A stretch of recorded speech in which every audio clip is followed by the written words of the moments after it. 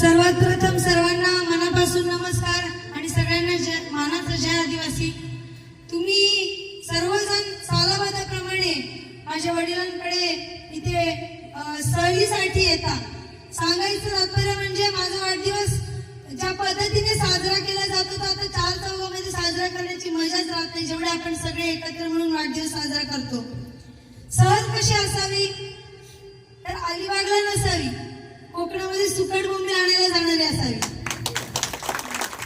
कारण या सहलीनिमित्त आपण सगळे एकत्र येतो। मागच्या काही दिवसांमध्ये म्हणजे 16 तारखेला माझा वाढदिवस असतो, तर 17ला वाढदिवस करण्याचंही ठरवलं आणि 17ला सहल येण्याची ठरवली।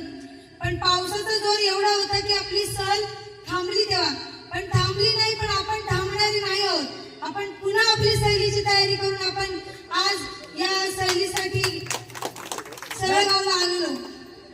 आता साहेबांनी जसं सांगितलं, लांडे कुटुंबाने नेहमीच समाजासाठी स्वतःला वाहून घेतलेलं आहे।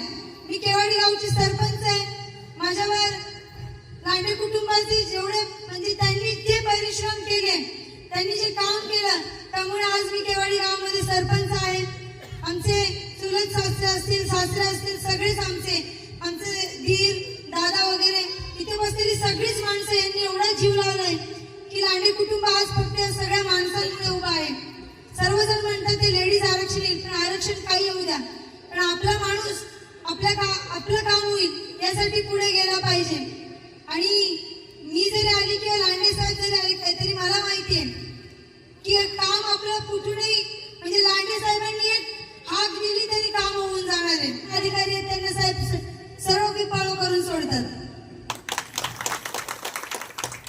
त्याच्यामुळे जरी मी शिकलेली असली तरी पण जितकं भविष्यामध्ये आम्ही तुमच्यासाठी काम करता येईल तेवढं आम्ही करणार, नक्कीच करणार, शेवटच्या श्वासापर्यंत करणार।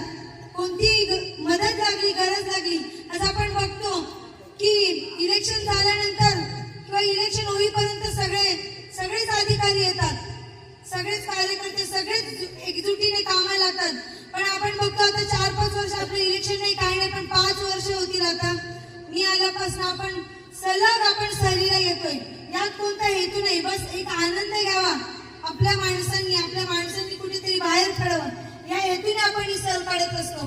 आणि मला खरंच लांडे साहेबांचा आभार मानावं वाटतं की त्यांनी या सहलीचं नेहमी ते आयोजन करतात, तर का आपल्या माणसांची कुठेतरी एक सहल जाते आणि एकत्र मिळून मिसळून एक आनंद साजरा करता येतो। तर त्यांचं पुनश्च आभार मानते। आणि आपण इथे सर्वांनी एवढ्या संख्येने इथे उपस्थित राहिले त्याबद्दल मी सर्वांचा मनापासून आभार मानते।